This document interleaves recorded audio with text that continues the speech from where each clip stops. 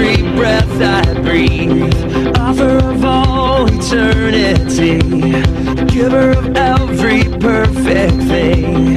To you be the glory, maker of heaven and of earth. No one can comprehend your worth. King over all the universe. To you be the glory.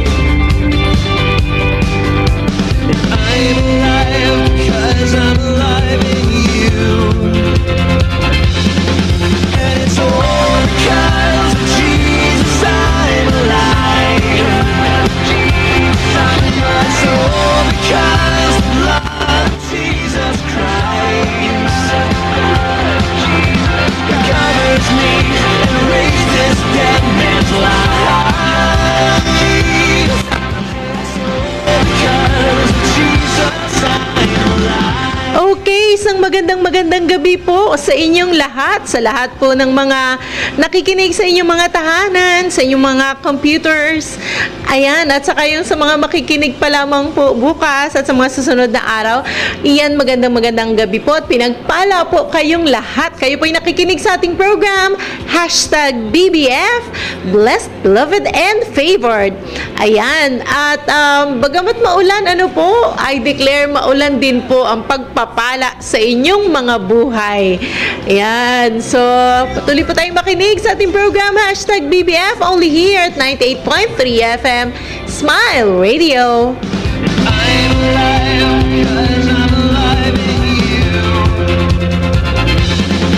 And it's all because of Jesus I'm alive. It's all because of love.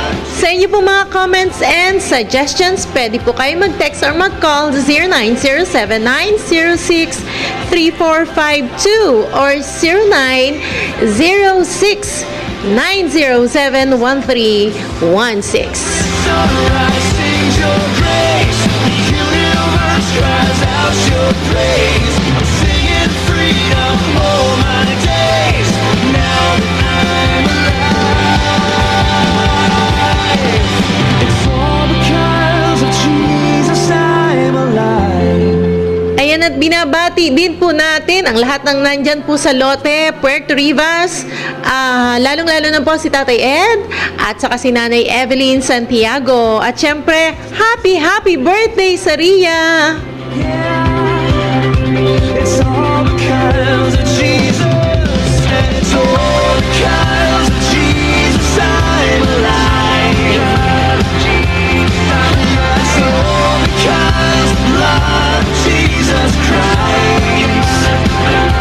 He covers me.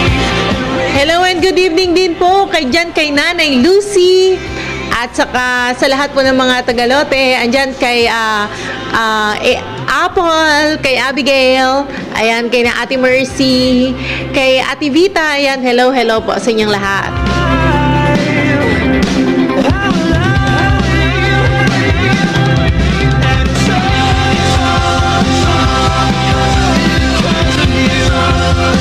At happy birthday! Advance happy birthday kay Gianna Marie, yan, dyan sa Villalina.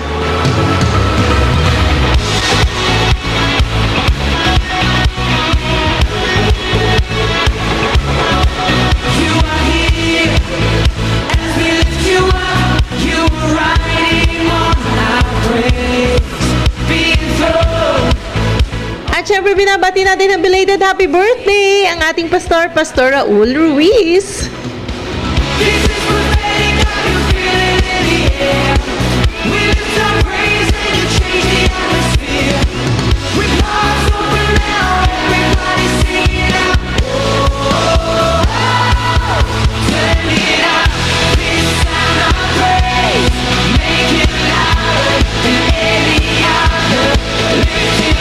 Again, kung meron po kayong comments, suggestions, prayer request, or meron kayong mga katanungan, pwede po kayong mag-text or mag-call 0907-906-3452 or 0906-907-1316. Broken chains, prison doors are giving way.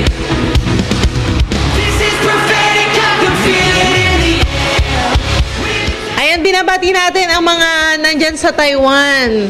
Kaohsiung, Taiwan. Ayan. Dyan kina Edlin.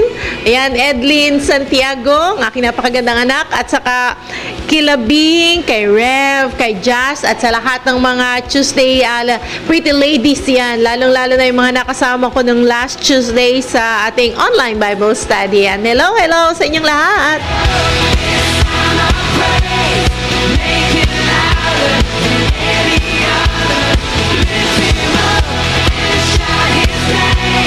Gusto rin nating batiin ang happy birthday si Pastor John Melgre Catalbas ng Dipolog City.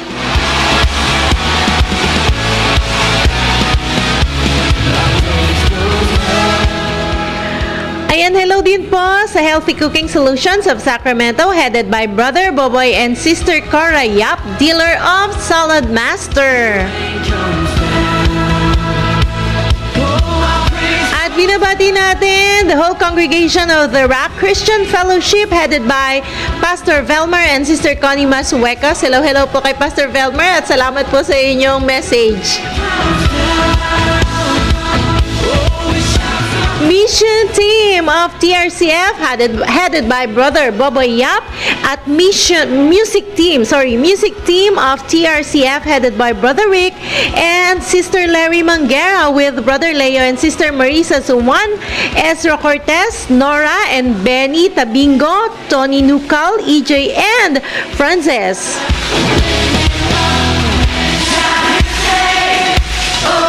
Also to Josie, Evangelista, Janet and Calvin Allen, Nukal family of Sacramento, and hello to Sister Linda and Brother Boyet Nukal of Texas, USA.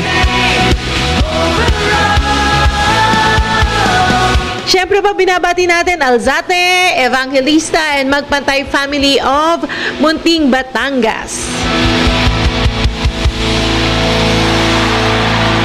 Ayan, at here's another song from Hillsong. Favorite ko to, this is entitled Magnificent.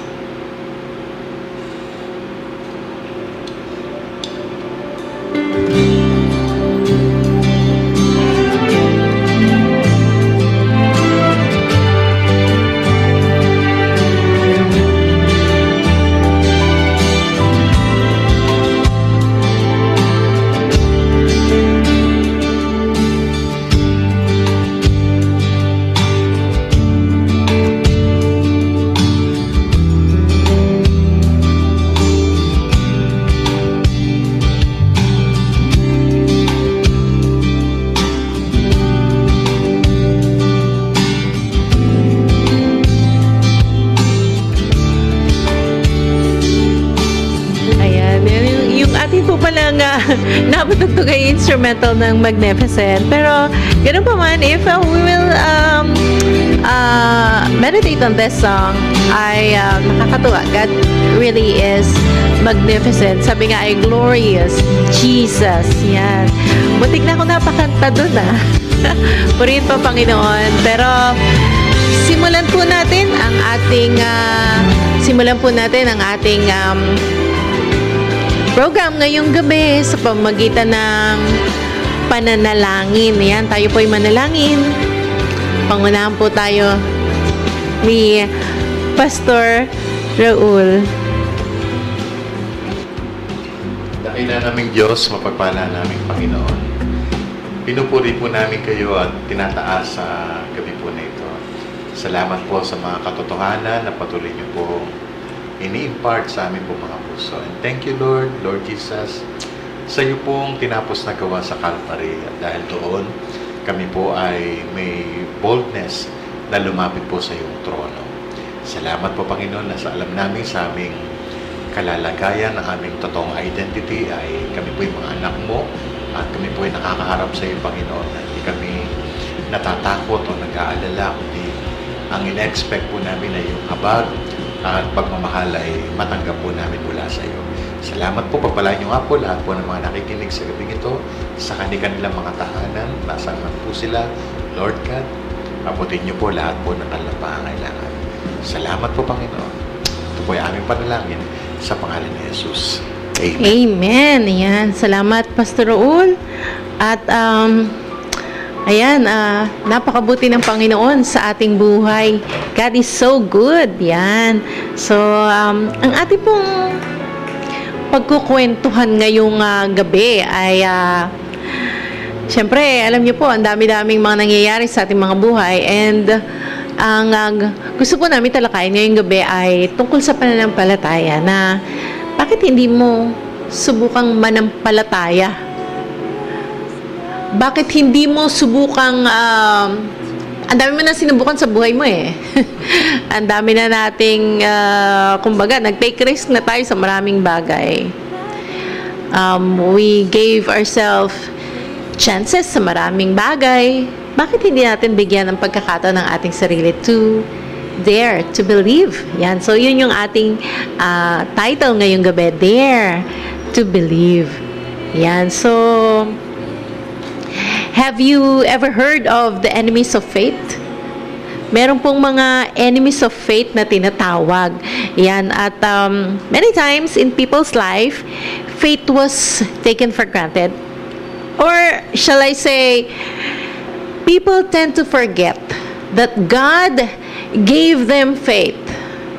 Minsan nakakalimutan natin na meron tayong pananampalataya. Ang una kasi nating nagagawa, kanina nga sa Bible study, napapag-usapan, sabi ay, minsan pagka may sakit ka, ay syempre, ang una mo maisip ay doktor at yung gamot mo. Pagka wala kang perang, maisip mo sinong mauutangan. Pagka medyo may problema sa relationship, meron nga akong kakilala na nagkaroon ng problema ang relationship yung kanyang mga anak, tumawag agad ng barangay. Yung mga barangay officials, tumawag siya agad at para ayusin yung problema. So, ang dami nating naisip na gawing paraan. And most of the time, yung faith, yun yung ating hindi nabibigyang pansin. Na nakakalimutan natin that God gave us faith. Faith that is authored and perfected by Jesus Christ. Sabi nga, Hebrews 12:2, focus at, Hebrews 12:2, looking unto Jesus, the author and the perfecter of our faith. So, He, excuse me, He authored and perfected our faith. Yan. So, faith is for us to use at all times, especially in times of troubles, in times that we feel weak and low, especially dun sa mga panahong, alam mo yun, yung parang mag-isa ka, parang may malaking emptiness sa puso mo, or nagugulan ang isip mo. Ang pinaka-effective na pwede mong magamit talaga at pinaka-available ay ang iyong pananampalataya na magagamit mo habang lumalapit ka sa Lord, nananalangin ka. Yun yung magbibigay sa'yo ng confidence. And but sadly, in moments that we need faith most, that is also the time that we let ourselves be drugged by some moments in our lives. Kaya nga tinawag na moments yan. Kasi, take note, they are just moments, which means momentarily, they'll be gone. Because they're just passing by. Kaya lang, if we will let ourselves be drugged by these moments, okay? Especially yung emotions natin, our health, our joy, our peace, our strength, minsan pati yung magandang relationship meron tayo, will be carried away by these moments. So, these are just moments. So, importante sa mga pagdaan ng mga moments ay tayo ay naka-ready with our faith.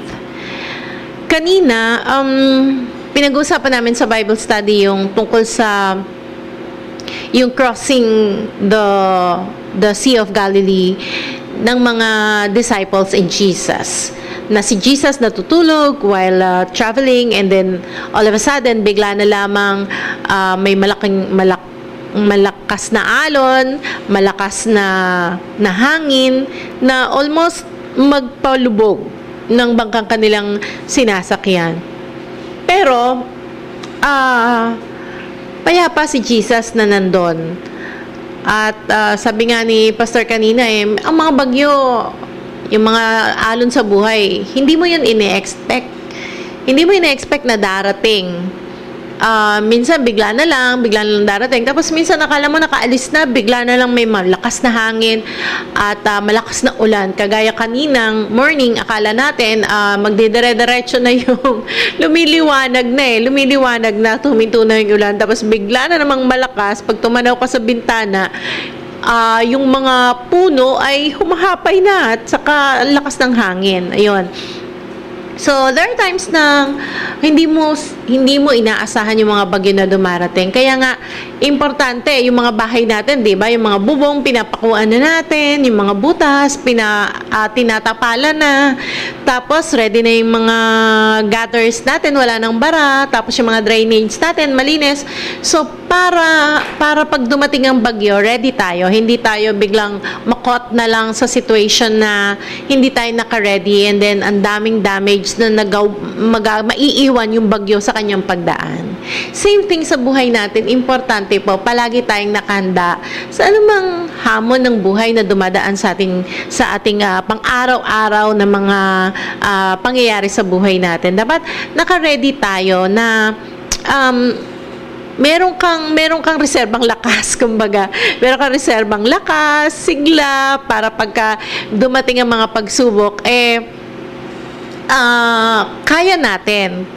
Ibig sabihin ay dumadaan siya, pero nakaready yung emosyon mo, matatag ka, and isa sa pagre-ready, pinaka-effective na pagre-ready sa mga anumang darating na bagyo at malalaking alon sa buhay natin. Ang pinakamahalagang pagre-ready is yung rooted ka sa word.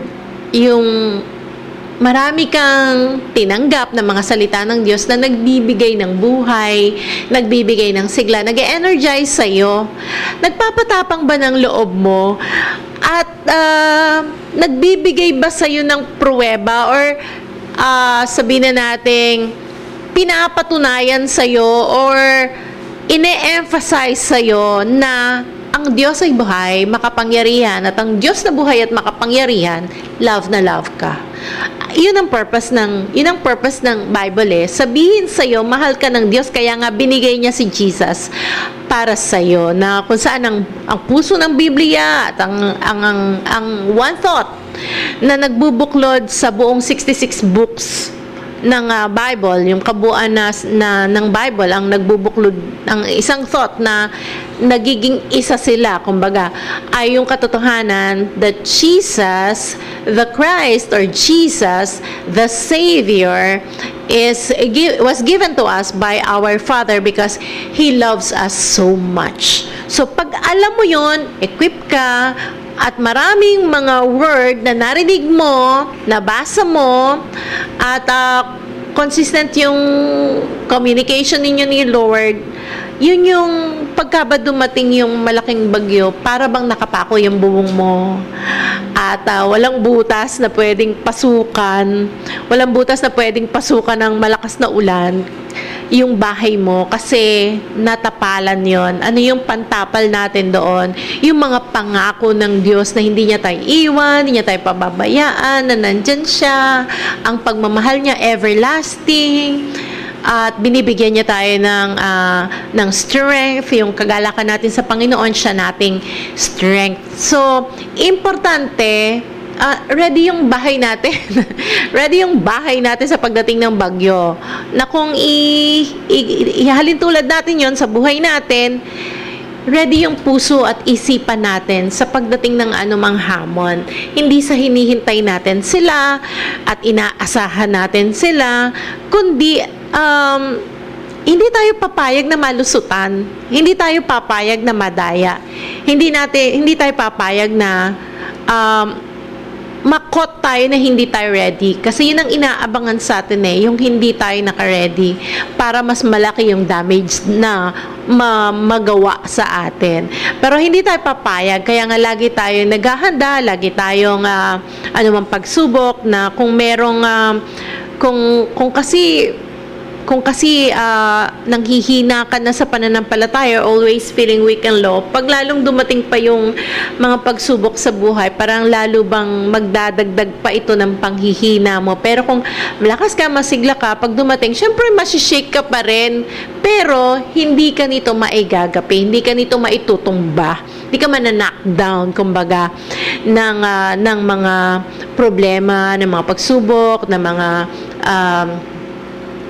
mga bagyo ng buhay. Yan. So, gusto kong basahin yung story of Peter sa Matthew chapter 14 verses 23 to 33. But before that, gusto ko munang pakinggan natin tong awitin, Nothing is Impossible by Planet Shakers. I can do anything. I can do all things. 'Cause it's you who gives me strength. Nothing is impossible through you. Blind eyes are open. Strongholds are broken. I am living by faith. Nothing is impossible.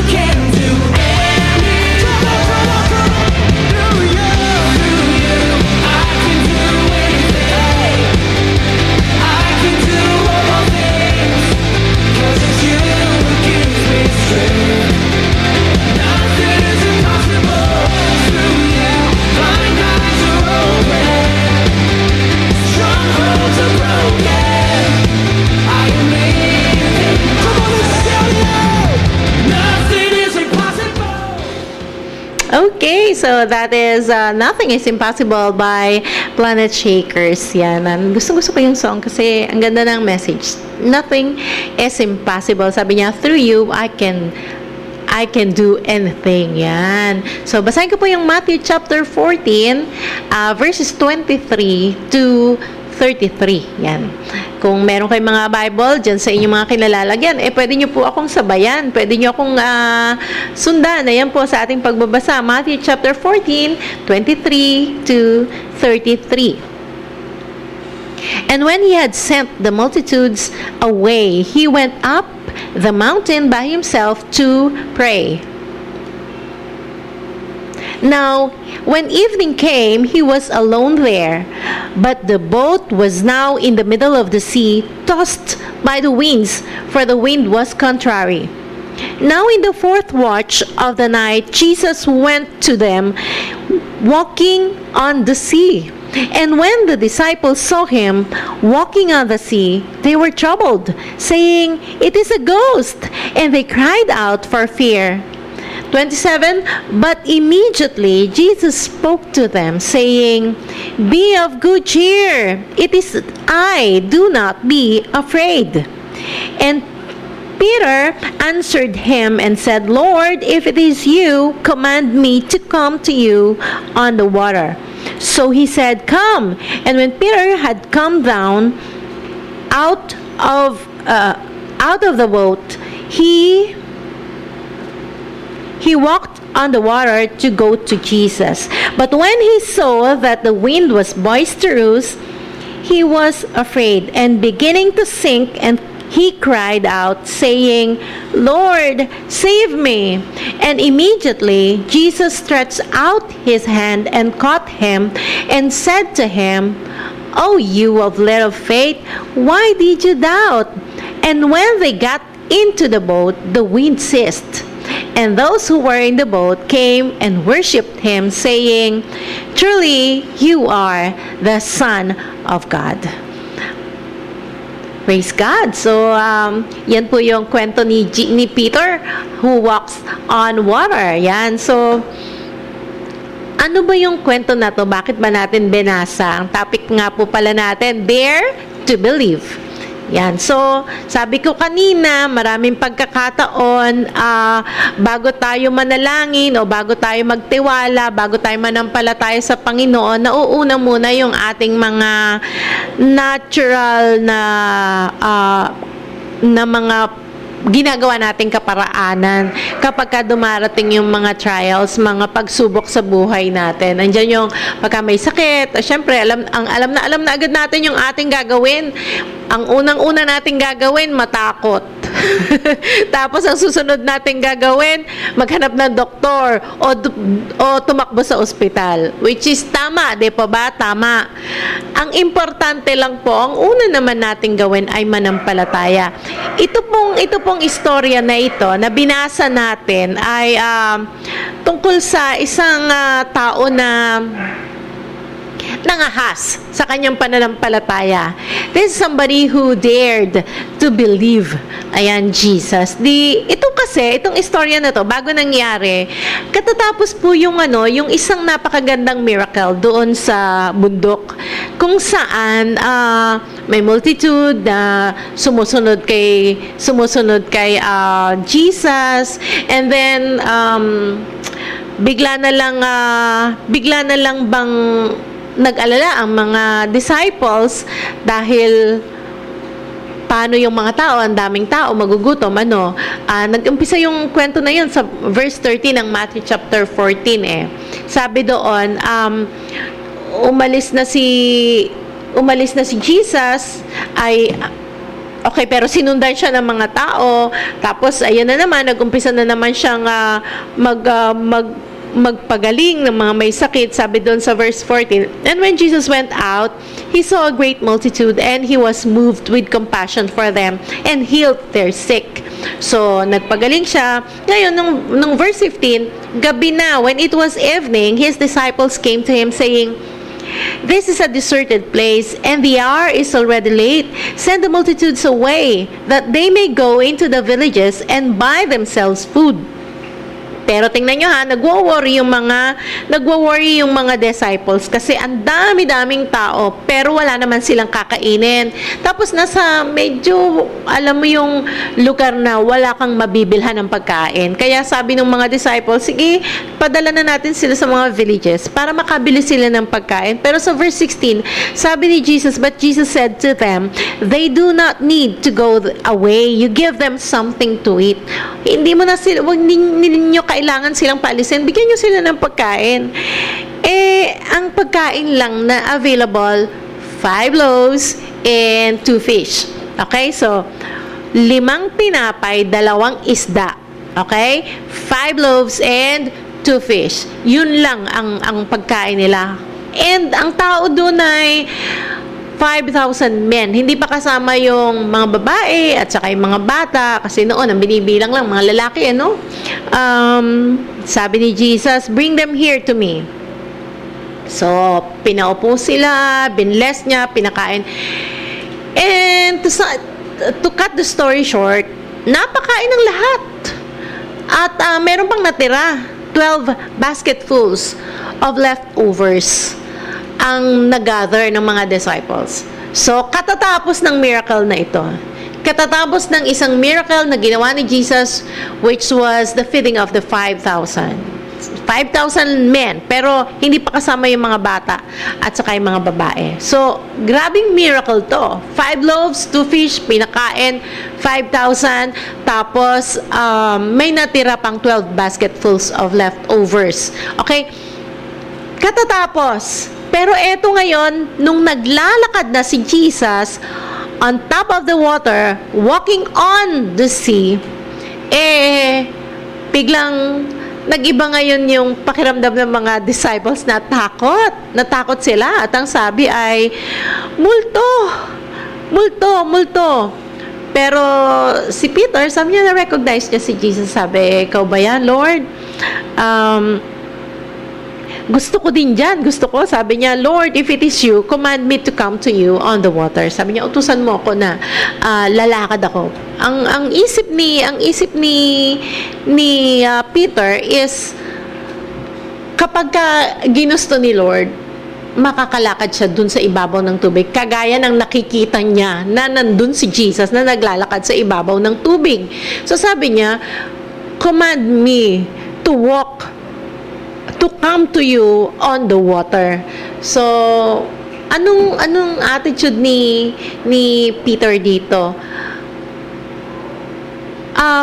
He dared, okay? Peter dared to believe na kapag ginusto ni Jesus, pati imposible, pwede. Kaya mong gawin, kayang mangyari sa buhay mo kapag ginusto ni Jesus. So, nung nakatingin siya kay Jesus, hindi siya lumubog. Pero, nung nakita niya yung mga alon, lumubog siya. You know, paulit-ulit natin tong binabasa. Paulit-ulit natin tong kami bilang mga pastors, paulit-ulit namin tong itinuturo. Pero ano ba talagang ibig sabihin ng istoryang ito? Bakit palagi natin tong naririnig? Kasi nire-remind tayo na kapag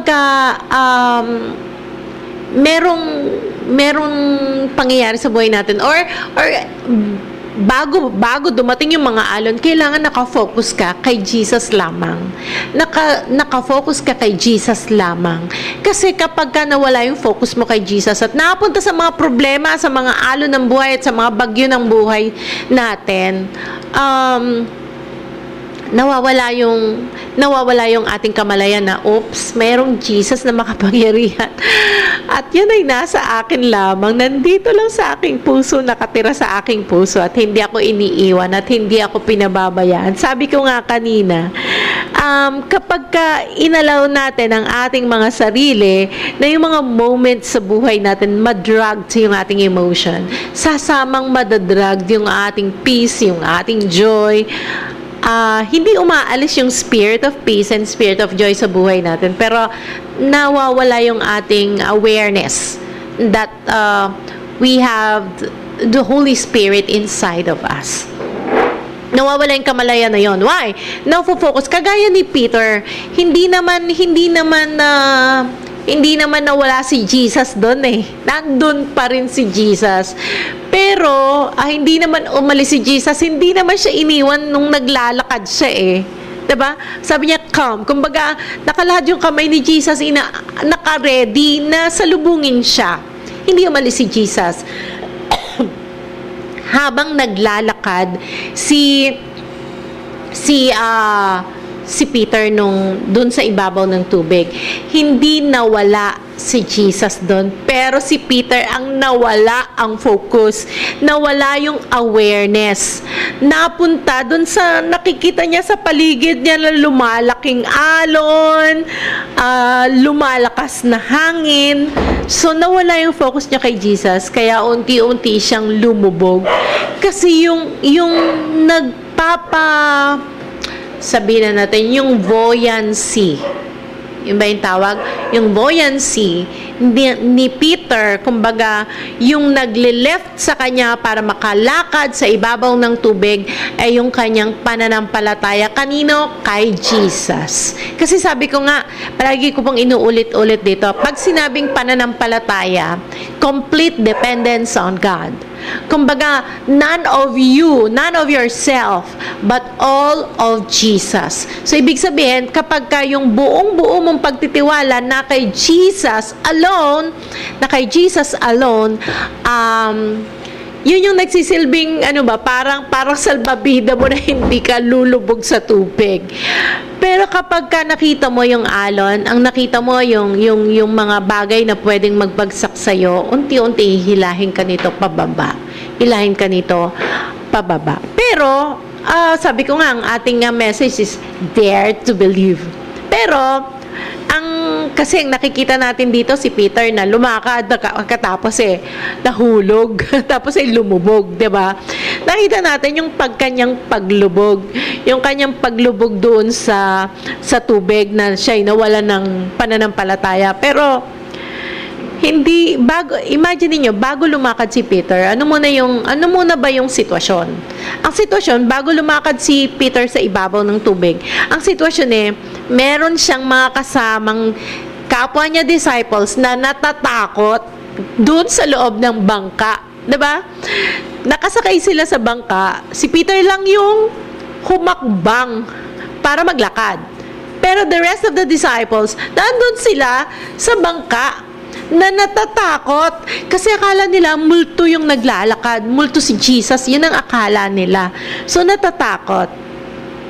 Oo nga, si Peter lumubog nung na-focus siya sa alon. Pero si Peter lang, sa lahat ng mga disciples na nasa bangka, si Peter lang ang nangahas, ang nag-dare na humakbang sa kanyang pananampalataya para ma-experience niya yung kakaiba kapag ikaw nakafocus kay Jesus. Pero yung mga disciples na nanatiling natatakot at saka lang sila talaga naniwala sa verse 33. Sabi niya, then those who were in the boat came and worshiped Him, saying, truly, you are the Son of God.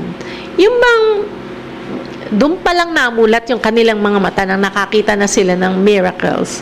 Pero hanggat wala silang nakikita, nanginginig at natatakot. You know, minsan, share nga ni pastor sa akin meron daw sila mga kwentuhan ng mga pastors din na para bang kulang ang iyong pagiging pastor kapag walang kagilagilalas na mga pangyayari sa iyong ministry, walang mga nabuhay na mga patay, walang mga nakalakad na mga lumpo, parang kulang yung pagiging pastor. Actually, ang miracles na hinihintay natin, nangyayari araw-araw. Hindi lang natin napapansin kasi masyado tayong nakafocus doon sa miracles na nabuhay ang patay, lumakad yung lumpo, nakakita yung bulag, nakarinig ang bingi. Parang para sa atin, kung hindi itong mga bagay na ito, kung hindi siya nagfo-fall doon sa mga ganong categories, hindi na siya miracles. Yung umayos yung pagsasama ninyong mag-asawa na para bang mawawasak na. Hindi ba milagro? Yung anak mo na nasa gitna in the midst ng napakaraming tukso, na maraming mga kabataan ang nalulung sa bisyo, maraming mga kabataan na hindi nakakatapos ng pag-aaral, maraming mga kabataan na sumasagot sa mga magulang o na lumalaban sa mga magulang o nakakasakit ng ibang tao. Tapos yung anak mo nananatiling may respeto sa iyo, nananampalataya sa Diyos, hindi ba milagro yon? At saka, yung mga panahon na dapat masisira na yung utak mo dahil sa sobrang dami ng problema, pero nakakangiti ka pa rin. At matibay na para bang sabi mo, kaya ko to, hindi ako susuko. Aba, hindi ba milagro yon? Hindi pa ba natin yung pwedeng ituring na milagro? Dahil the usual, kasi pag sinabi mong miracle is extraordinary, supernatural.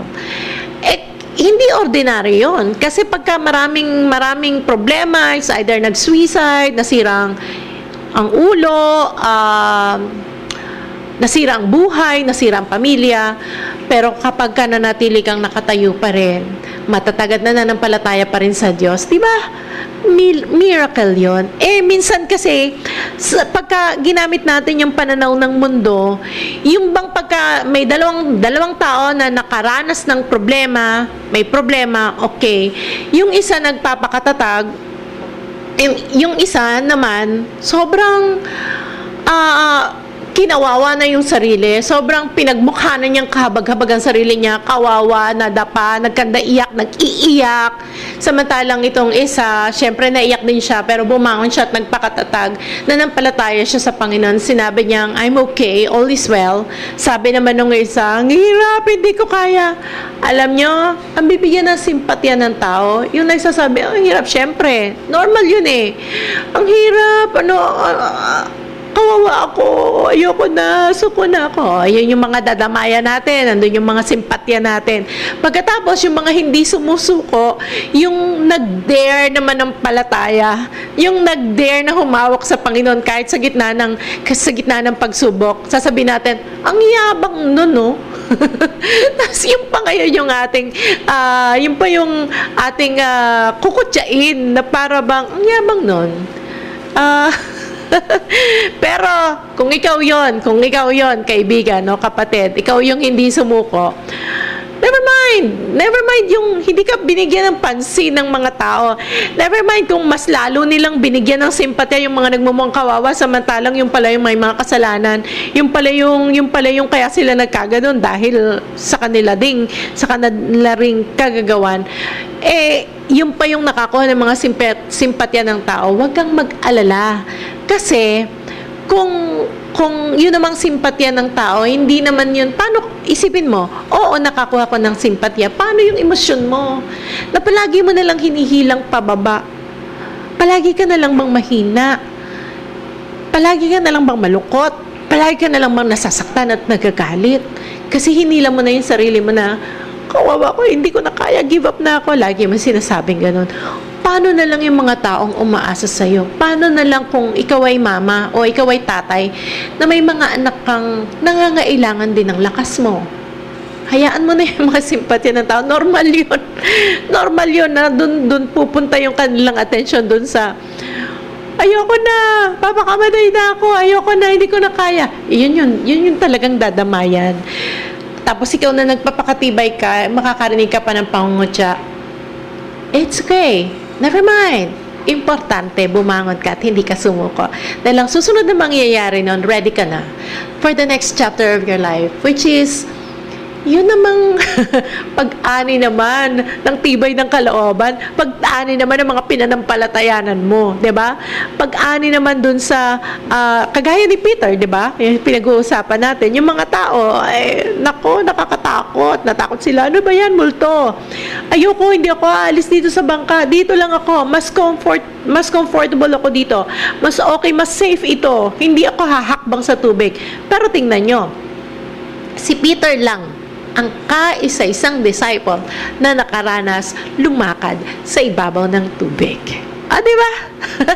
And although sabihin na natin na medyo nag-doubt siya in the middle, tapos lumubog siya, pero siya rin ang nakaranas na i-lift up ni Lord doon sa pagkakalubog niyan. Naranasan niya rin na in that situation, may kamay na umabot sa kanya, nag-lift up sa kanya, at nakatayo na naman siya, diba? Nakatayo na naman siya sa ibabaw ng tubig. So, sabi ko nga katatapos ng miracles nang mangyari ito Katatapos ng isang malaking miracles, pero itong mga disciples, ano lang to para bang sinend lang sila, sige, uwi na, pinauwi na, nakakain na, may mga, andun nga yung leftovers, tapos pinauwi na. Sa verse 24, immediately, Jesus made his disciples get into the boat and go before him to the other side while he sent the multitudes away. So, pinaalis na niya, tapos pinasakay na niya sa bangka yung mga disciples, katatapos actually ng isang malaking miracles doon sa lugar na iyon. At saksi itong mga disciples na ito, pero sila rin yung natakot nung nakakita sila ng kakaiba na namang miracle ni Jesus. So, alam nyo, maganda rin kung tinatanaw natin yung mga nakaraan nating buhay na hindi tayo pinabayaan ng Lord, nakarating tayo sa sitwasyon na ito, nung mga panahon na nahihirapan ang iyong kalooban, nasaan si Jesus, ano yung nangyari sa buhay mo, nilift up ka niya. So pag nakita mo kung yung mga milagrong nangyari sa buhay mo in the past, hindi man nga ito yung mga, hindi ka man nga nabulag na nakakita o napilay na nakalakad, hindi man nga ganong sitwasyon, pero yung mga nalampasan mo, yung mga delubyo kumbaga sa buhay mo, mga tribulation sa buhay mo, na hinawakan ka pa rin ng Panginoon, di ba? Pag naisip mo yon at na-remind ka nun, yung mga susunod kakayanin mo na. And you will dare to believe. Always. Sabi nga huwag tayong maging kagaya yung binanggit sa Matthew chapter 16. Beware of the leaven of the Pharisees and the Sadducees. Sa Matthew chapter 16, verses 7 to 12, basahin ko po sa inyo. And they reasoned among themselves, saying, "It is because we have taken no bread." But Jesus, being aware of it, said to them, "O you of little faith, why do you reason among yourselves because you have brought no bread? Do you not yet understand or remember the 5 loaves of the 5,000 and how many baskets you took up? Nor the 7 loaves of the 4,000 and how many large baskets you took up? How is it you do not understand that I did not speak to you concerning bread, but to beware of the leaven of the Pharisees and the Sadducees?" Then they understood that he did not tell them to beware of the leaven of bread, but of the doctrine of the Pharisees and the Sadducees. So, marami kasing doktrina minsan yung mga matatalino sa pananampalataya. Pero actually, minsan masyado na silang nakafocus doon sa mga doktrina. Hindi na nakafocus doon sa kung sino talaga ang kanilang pinaniniwalaan. Alam nyo, minsan, alam natin yung kung ano yung mga sinasabi sa Bible, pero nakakalimutan natin, sino ba? Sino nga ba ang Word? Sino nga ba ang Word? Sino nga ba si Jesus? Sabi nga nung sa conference Jesus Christ ang pangalan ng ating tagapagligtas. Pero yung Christ doon is hindi second name ni Jesus. Hindi siya parang kagaya ng pangalan ng mga anak ko, Elijah, Job. Hindi siya yung Job na second name ng aking anak. Or yung isa kong anak, Kisha Faith. So, hindi kayong Faith, hindi yung second name. Okay? Hindi siya second name ni Jesus. Siya ay isang title ni Jesus. Jesus the Christ. Na nagpapaliwanag kung ano ba talaga ang purpose ni Jesus na naging tao, nagkatawang tao, naging Son of Man dito sa lupa. Okay? Yun yung naglalarawan, yung nag-explain, okay? Ano talaga ang purpose ni Jesus? Jesus is the Christ. Or, yung Christos kasi sa Greek is the same meaning with the Messiah in Hebrew, na ang ibig sabihin ay Savior. So, importante, sabi ko kanina, dare to believe. Dare to believe who? Dare to believe what? So, importante, alam natin sino yung ating pinaniniwalaan. Importante, we believe in Jesus, the Christ. Hindi lang yung si Jesus, okay? Yung leader ng simbahan, o si Jesus, anak ng Diyos, o si Jesus yung ipinako sa krus. Dapat kilala natin, sino ba talaga si Jesus na pinaniniwalaan mo? Importante, alam mo, Jesus is the Christ. Jesus is the Messiah. Jesus is our Savior. At yun ang pinaka-importante. Kaya nga dito din, Matthew 16 pa rin, verse 16. Babasahin natin. Pero umpisahan ko sa verse 14. Okay? No, 13. Matthew 16:13. Umpisa natin doon. When Jesus came into the region of Caesarea Philippi, he asked his disciples, saying, "Who do men say that I, Son of Man, am? Who am I?" Okay, sabi ni Jesus. Verse 14, so they said, some say John the Baptist, some Elijah, and others Jeremiah or one of the prophets. He said to them, "But who do you say that I am? Who do you say that I am?" Verse 16, pakinggan niyo po. Simon Peter answered and said, "You are the Christ, the Son of the living God." Wow! Kaya nga sa verse 17, tingnan niyo, sumagot si Jesus. Jesus answered and said to him, "Blessed are you, Simon Bar-Jonah, for flesh and blood has not revealed this to you, but my Father who is in heaven." So, kung gusto mo makilala sino si Kristo, sino si Jesus, okay, let God tell it to you who He really is. Okay? Paano mo yun malalaman? Importante, alam mo kung ano yung sinasabi ng God patungkol sa Kanya. Hindi yung opinion lang ng kung sino-sinong tao. Ano yung sinasabi ni God tungkol sa Kanya? Sabi nga ni Jesus kay Peter, hindi yung flesh and blood mo yung nag-reveal niyan tungkol sa akin. It is my Father. Sabi niya, it is my Father who is in heaven. Kasi ang sagot ni Peter, you are the Christ, the Son of the living God. Sabi ko kanina, kailangan kilala mo sino yung pinananampalatayanan mo. At kailangan alam mo din ano ang pinanampalatayanan mo. Ano nga bang pinananampalatayanan mo?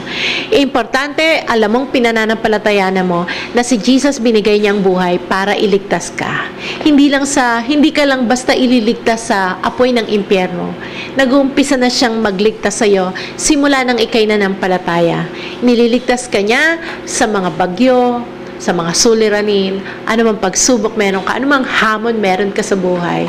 Always remember, dare to believe, Jesus the Christ, Jesus the Messiah, Jesus our everyday Savior, 24/7. Pinagpala po tayong lahat sa gabing ito. I dare you to believe. At yan lamang yung tipong magte-take ka ng risk pero hindi ka malulugi. Dare to believe Jesus, the Son of the living God. Okay, so maraming salamat po sa inyong lahat. God bless you all.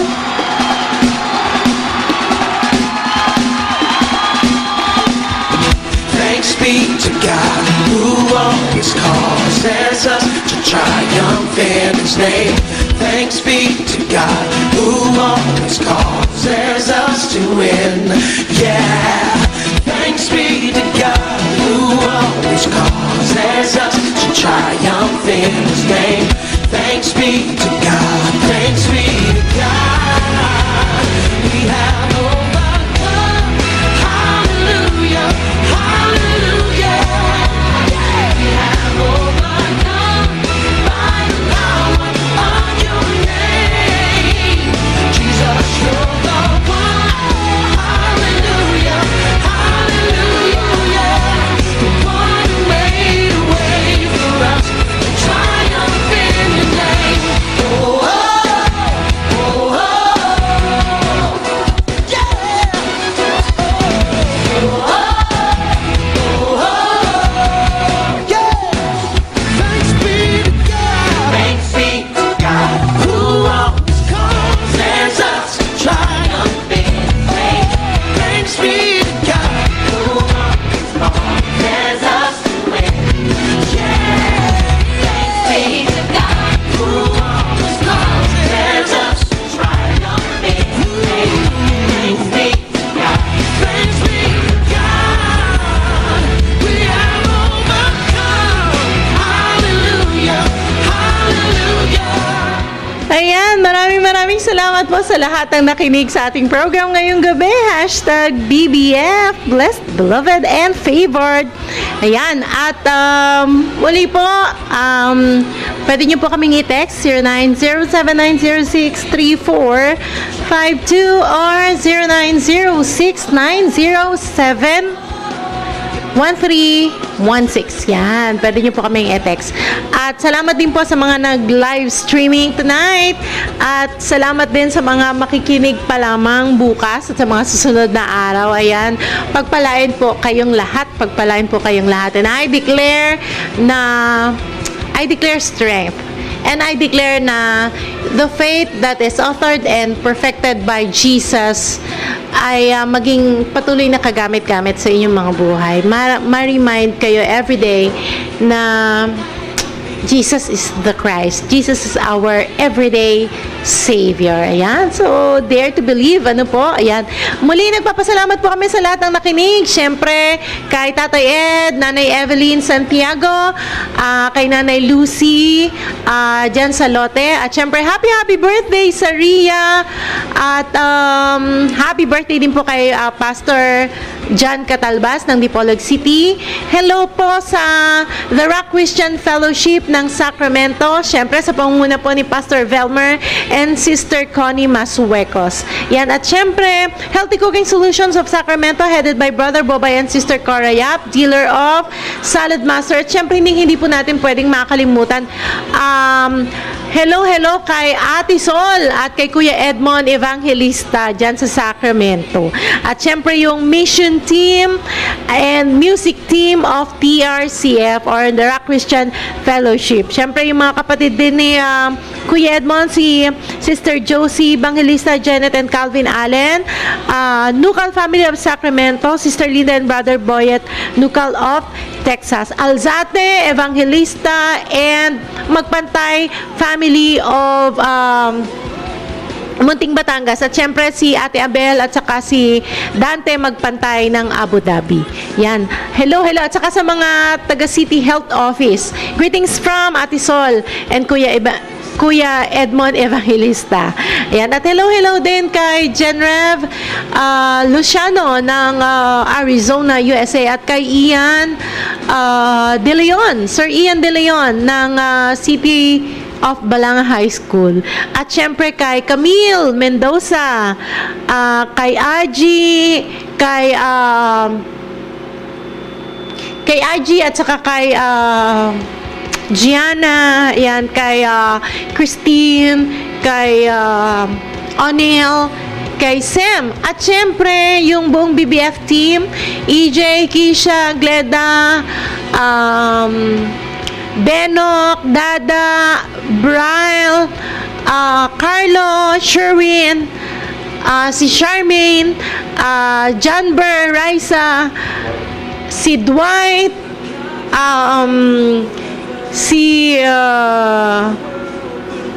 Hazel, si Dayan, Adrian Santiago. Yan. Hello. At hello din kay Ate Grace at sa lahat ng mga nandyan sa Generic Pharmacy at kay Mitch. Ayan, Mitch Cabana. Yan, hello sa inyong lahat.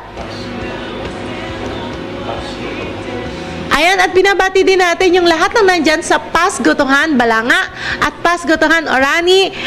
Lalong-lalo na yung maganda nilang manager, si Rachel Ann Plata and Melissa Plata at sa kanilang magagandang mga anak. Hello sa inyong lahat. At hello din kay Sister Lynn Pantig at kay Nanay. Yan, hello.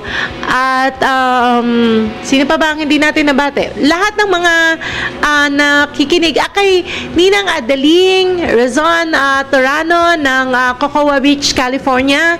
At kay Ate Annie, nakasama namin kanina sa Bible study, kay Ate Annie Belle. Yan. Razon Piquet ng Bataan Homes. At syempre kay Vilma Mendoza. Ayan, hello. Hello sa inyo. Kina Ate Mercy. Ayan, kay Ate Raquel. Dyan sa Lote. Yan, hello sa inyong lahat. Kay Nanay Lucy Santiago, malapit ng birthday nyo. Ayan, hello. Kay Nanay Mila, Tatay Lando Santiago ng dyan sa may Rizal. Yan, at saka kina Ate Lita, kina Jane, at sa mga bata dyan sa may Memorial Park. Hello sa inyong lahat. Yan, maraming salamat po sa inyong pakikinig sa ating program, #BBF. At maraming salamat din po sa lahat na nagmamahal, sa lahat na nagpe-pray para sa program, sa lahat na sumusuporta po sa ating program. I declare bountiful harvest po sa inyong lahat. Ibalik sa inyong lahat ng saya.